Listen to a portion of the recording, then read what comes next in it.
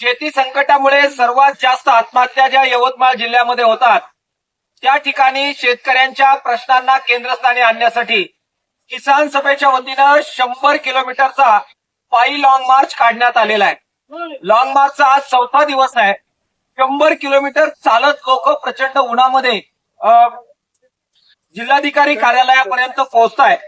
पिंपळखुंटी नावाचं जे गाव आहे त्या ठिकाणावरून लोक चालत निघालेले आहेत आणि आज यवतमाळ जिल्हाधिकारी कार्यालयावर ते धडकतायत।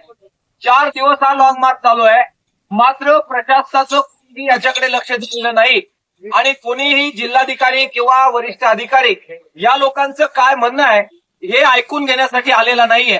आज किसान सभेचे राज्याचे अध्यक्ष कॉम्रेड उमेश देशमुख आणि मी आम्ही दोघंही या लॉंग मार्च मध्ये सहभागी होण्यासाठी आलेलो आहे।